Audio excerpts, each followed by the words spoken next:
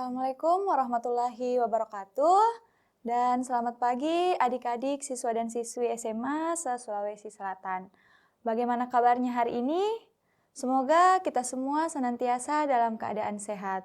Saya ucapkan terima kasih kepada Bapak dan Ibu guru pendamping yang telah membimbing siswa dalam proses belajar. Dari Studio Dinas Pendidikan Provinsi Sulawesi Selatan dalam program Smart School, generasi smart, berkarakter, cerdas Ki.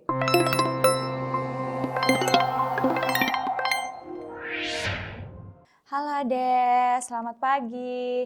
Kembali lagi bersama kakak. Nah, hari ini seperti biasanya kita masih akan membahas materi berikut contoh soal terkait persiapan TKA. Nah, adapun materi yang akan dibahas hari ini masih lanjutan dari materi sebelumnya, yakni mengenai sumber daya alam.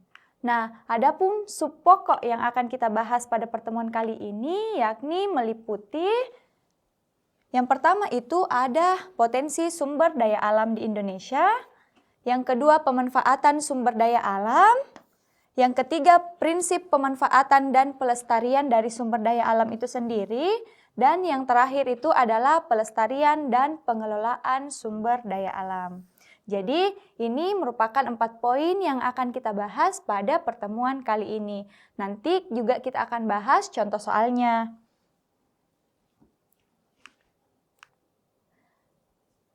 Nah, sebelum masuk kita akan kembali review apa itu mengenai sumber daya alam. Sudah dijelaskan di pertemuan sebelumnya kalau sumber daya alam itu adalah segala potensial materi yang terdapat di alam dan dapat dimanfaatkan oleh manusia untuk memenuhi kebutuhan hidup serta untuk menunjang kesejahteraan hidupnya. Nah, sebelumnya dijelaskan bahwa sumber daya alam itu penklasifikasiannya itu terbagi atas 2.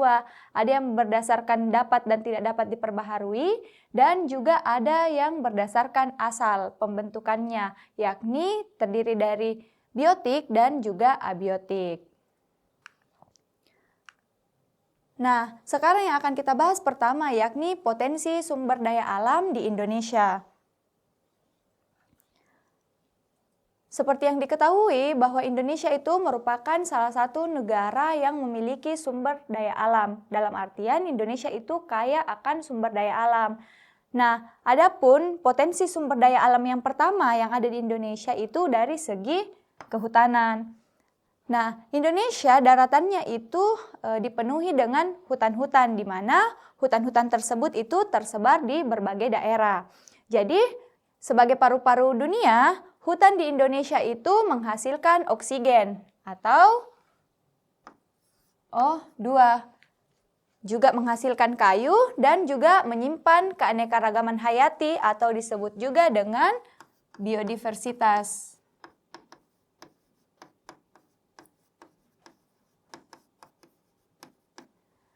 Nah, adapun daerah penghasil utama dari kehutanan ini yang terdiri dari Sumatera, Kalimantan, dan juga Papua. Jadi ketiga daerah ini merupakan tempat di mana terbanyak ada hutannya.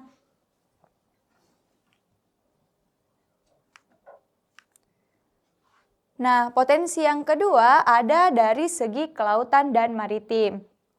Jadi Indonesia itu merupakan negara maritim. Kenapa demikian? Karena Indonesia memiliki luas perairan yang sangat besar. Nah, potensinya itu mencangkup perikanan, dapat berupa tangkap dan juga budidaya, serta terumbu karang yang menjadi habitat bagi biota laut. Lanjut, potensi yang ketiga ada potensi dari pertambangan dan juga energi, di mana misal di sini minyak bumi dan juga gas alam. Minyak bumi dan gas alam ini tersebar di beberapa tempat atau beberapa wilayah di seluruh Indonesia. Misal di Aceh, Kalimantan Timur, dan juga Papua. Dan untuk batu baranya sendiri itu banyak ditambang di daerah Sumatera Selatan dan juga Kalimantan. Itu adalah persebaran dari pertambangan yang ada di Indonesia. Materi selanjutnya yakni mengenai pemanfaatan sumber daya alam.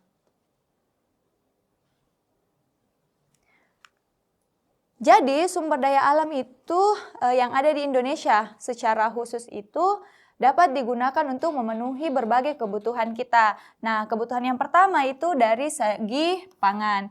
Jadi sumber daya alamnya itu digunakan untuk memenuhi kebutuhan pangan atau dalam hal ini yakni makanan. Nah, dapat dilihat pada gambar ini merupakan contoh dari sumber daya alam untuk memenuhi kebutuhan pangan kita sebagai manusia. Di sini ada sumber daya alam yang disebut juga dengan sumber daya alam hayati.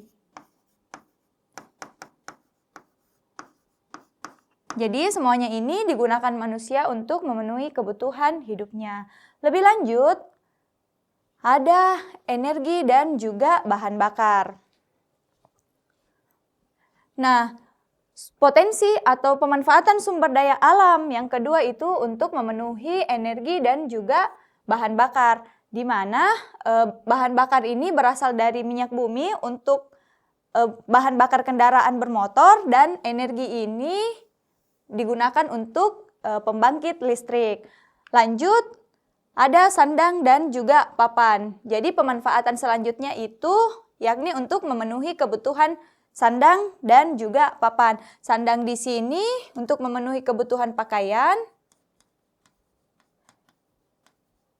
Nah, misal kapas. Kapas itu digunakan kapas yang berasal dari tumbuhan itu digunakan untuk membuat pakaian. Lanjut, papan. Nah, selain sandang, sumber daya alam juga itu untuk memenuhi kebutuhan papan atau tempat tinggal.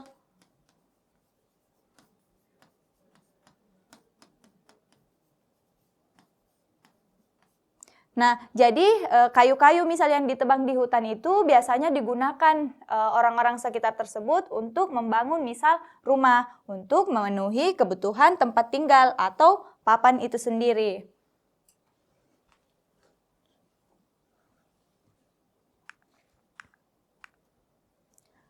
Nah, sekarang kita masuk ke materi ketiga, yakni prinsip pemanfaatan dan pelestarian. Nah, prinsip dari pemanfaatan dan pelestarian sumber daya alam ini terbagi atas beberapa. Yang pertama itu ada prinsip berkelanjutan. Jadi, kita harus menggunakan SDA atau sumber daya alam itu sesuai kebutuhan dan memastikan generasi mendatang tetap dapat menikmatinya. Jadi kita harus bijak dalam menggunakan sumber daya alam agar kedepannya persediaan dari sumber daya alam itu tetap ada atau tetap lestari. Selanjutnya, prinsip koefisien. Jadi, memanfaatkan sumber daya alam seefisien mungkin dengan meminimalkan kerusakan lingkungan atau meminimalkan limbah yang dapat menyebabkan kerusakan pada lingkungan. Lanjut, upaya pelestarian.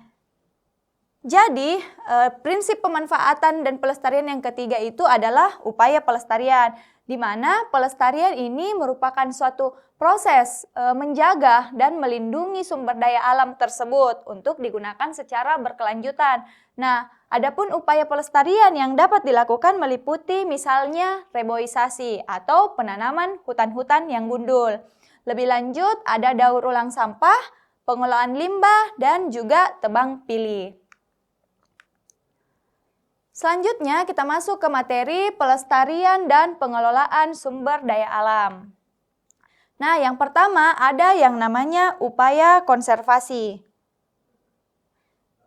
Jadi, konservasi itu digunakan atau dilakukan untuk menjaga flora dan fauna itu agar tidak punah.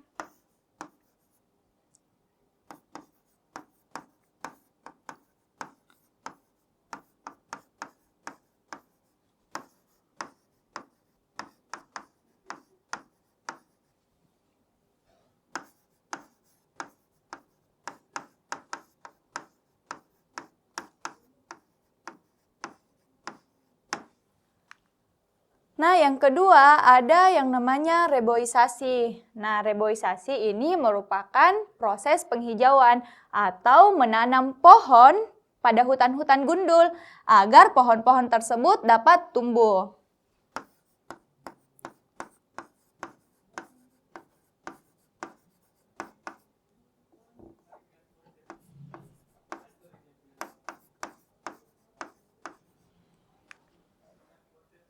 pelestarian yang selanjutnya ada yang namanya tebang pilih.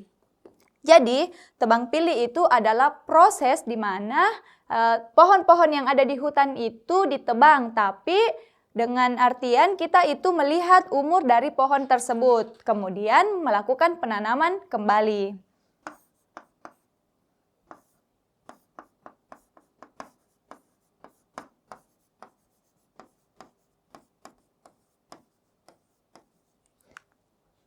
Nah, selanjutnya yakni ada daur ulang dan hemat energi. Jadi, kita harus bijak dalam menggunakan sumber daya alam itu sendiri. Dan juga kita harus menghemat energi agar untuk kedepannya sumber daya alam tersebut dapat terus ada.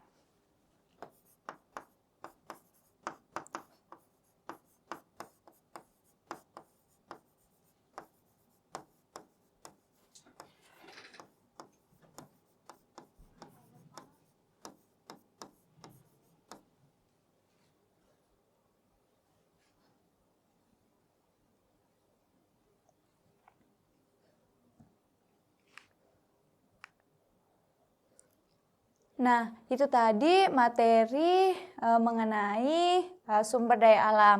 Selanjutnya adik-adik, kita akan kembali membahas contoh soal dan juga setiap opsi dari soal tersebut. Nah, hari ini seperti biasanya untuk materi sumber daya alam kita akan menyediakan 3 contoh soal. Nah, kita akan sama-sama menjawab 3 contoh soal tersebut. Sekarang kita masuk ke contoh soal pertama. Indonesia merupakan salah satu negara agraris yang memiliki lahan pertanian luas dan tanah yang subur. Sebagian besar masyarakat di Indonesia atau di beberapa daerah memanfaatkan lahan tersebut untuk menanam padi, jagung, dan juga kedelai. Yakni sebagai tanaman pangan. Nah, hasil pertanian tersebut digunakan untuk memenuhi kebutuhan pangan masyarakat, sekaligus menjadi pendapatan bagi petani. Jadi, selain untuk memenuhi kebutuhan pangan atau kebutuhan makanan, juga digunakan untuk sebagai penghasilan atau pendapatan bagi petani dengan cara menjual hasil tanaman pangan tersebut sehingga menghasilkan pendapatan bagi petani itu sendiri. Nah, adapun bunyi soalnya, berdasarkan ilustrasi tersebut, pemanfaatan sumber daya alam yang ditunjukkan adalah. Nah, kita akan kembali membahas opsi dari A sampai dengan opsi E. Yang pertama, bagian A. Pemanfaatan sumber daya alam sebagai bahan tambang. Dapat dilihat pada bacaan mengenai bahan tambang itu tidak ada dimuat dalam bacaan, baik secara tersirat maupun yang tertera pada layar. Lebih lanjut, opsi bagian B. Pemanfaatan sumber daya alam sebagai sumber energi. Sumber energi juga tidak dibahas pada pengantar soal. Nah, sekarang opsi bagian C, pemanfaatan sumber daya alam untuk memenuhi kebutuhan pangan. Jadi, kebutuhan pangan ini jelas ada dibahas di bacaan, yakni menanam padi, jagung, dan juga kedelai, dan berbagai tanaman pangan lainnya untuk memenuhi kebutuhan. Lanjut ke opsi D, pemanfaatan sumber daya alam untuk kegiatan pariwisata. Kegiatan pariwisata juga tidak ada di bacaan. Lanjut opsi E, pemanfaatan sumber daya alam untuk transportasi. Transportasi juga tidak dimuat pada bacaan pada layar. Nah, kita telah membedah opsi dari pertanyaan satu persatu. Nah, dapat dilihat di sini, adapun opsi yang benar untuk menjawab pertanyaan soal nomor 1, yakni opsi bagian C, pemanfaatan sumber daya alam untuk memenuhi kebutuhan pangan. Nah, adik-adik, sekarang kita telah masuk ke soal nomor 2 dari materi hari ini. Nah, di sini Coba diperhatikan pada layar. Di sini kita akan tandai dari pernyataan tersebut yang mana yang benar. Nah, perhatikan pernyataan berikut. Pernyataan pertama, Indonesia memiliki potensi perikanan yang besar karena wilayah lautnya luas. Jadi ini benar ya, karena Indonesia itu merupakan negara maritim, yakni dengan hamparan laut yang luas.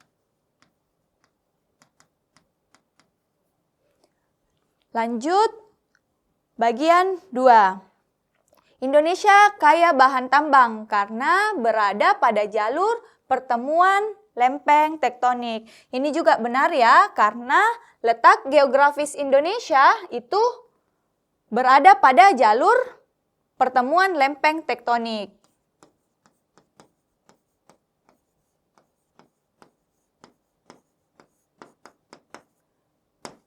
Nah, lanjut bagian ketiga. Iklim tropis mendukung perkembangan sektor pertanian dan juga perkebunan. Jadi seperti diketahui bahwa Indonesia itu merupakan suatu negara yang beriklim tropis. Dia hanya terdiri dari 2 musim, yakni musim hujan dan juga musim kemarau. Di mana iklim tropis ini mendukung untuk perkembangan dari sektor pertanian dan juga perkebunan. Lanjut ke bagian 4. Hutan hujan tropis Indonesia menyimpan keanekaragaman hayati yang tinggi.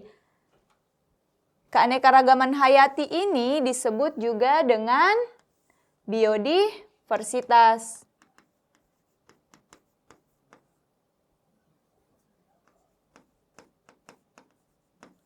Nah, seperti yang diketahui bahwa Indonesia itu merupakan negara dengan sebutan mega biodiversitas. Dalam artian Indonesia itu keanekaragaman hayatinya itu sangat tinggi. Lanjut bagian kelima. Potensi sumber daya alam Indonesia tidak memerlukan pengelolaan karena jumlahnya melimpah. Perlu digarisbawahi ya Dek, meskipun sumber daya alam atau potensi SDA di Indonesia itu melimpah jumlahnya, tapi kita tetap harus menggunakan sumber daya alam tersebut secara bijak. Karena kalau tidak digunakan secara bijak, maka untuk kedepannya sumber daya alam tersebut itu tidak tersedia lagi.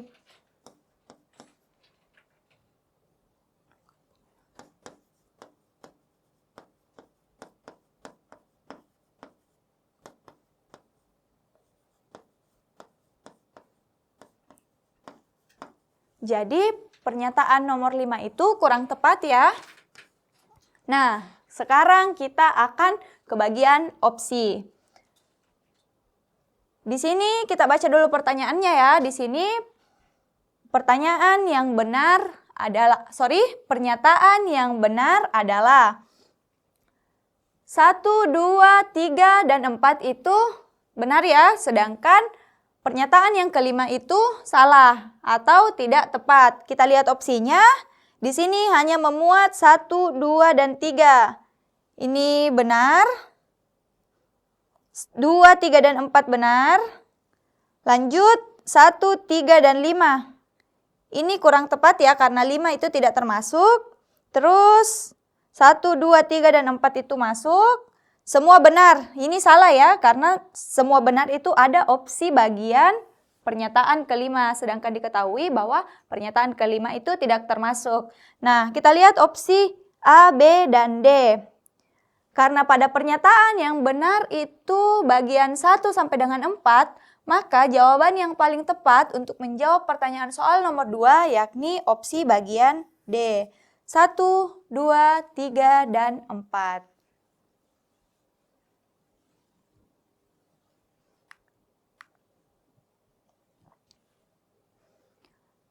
Nah, adik-adik, sekarang kita telah masuk ke contoh soal ketiga atau contoh soal terakhir dari pertemuan hari ini. Kakak bacakan soalnya dulu ya.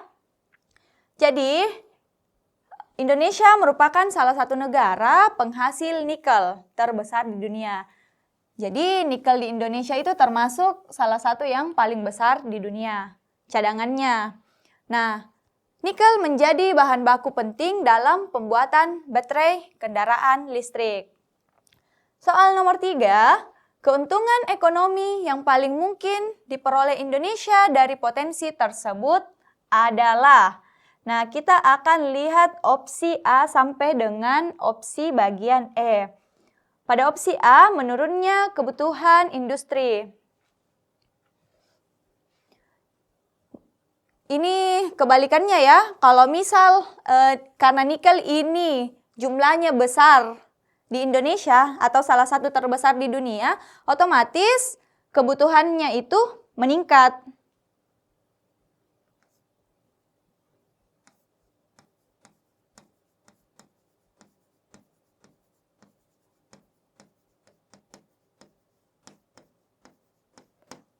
Nah, kita lanjut ke opsi bagian B. Berkurangnya ekspor. Ini juga berkebalikan ya, karena ketika cadangan nikel tinggi di Indonesia, itu maka nilai ekspornya itu akan bertambah.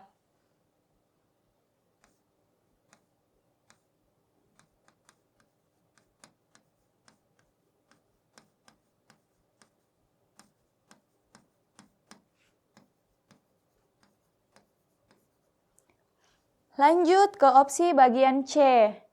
Menurunnya aktivitas industri. Masih sama dengan poin A dan B dan C itu berkebalikan ya.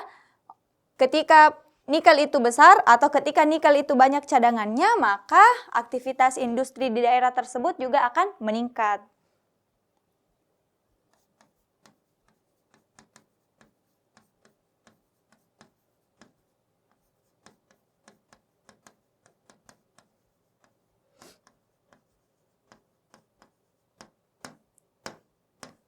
Nah, lanjut di opsi bagian D, berkurangnya kesempatan kerja. Ini juga jelas berkebalikan karena tambang nikel yang banyak itu memungkinkan untuk perekrutan tenaga kerja yang banyak.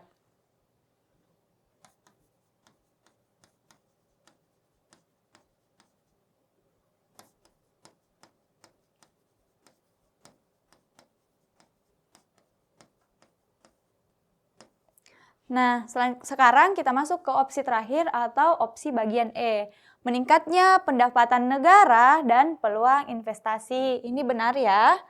Jadi, dapat kita lihat pada layar. Nah, adapun jawaban yang tepat atau opsi yang tepat untuk menjawab soal nomor 3 yakni opsi bagian E. Meningkatnya pendapatan negara dan peluang investasi. Nah, nikel itu kan merupakan salah satu bahan tambang, bahan galian tambang yang banyak ditemukan di Indonesia. Otomatis Indonesia ini merupakan salah satu nikel atau eksportir nikel terbesar di dunia. Maka opsi yang tepat untuk menjawab bagian 3 itu adalah meningkatnya pendapatan negara dan juga peluang investasi. Nah, adik-adik, itu saja tadi pemaparan materi dan juga contoh soal terkait mengenai sumber daya alam. Sekian dan terima kasih. Wassalamualaikum warahmatullahi wabarakatuh. Sampai jumpa lagi.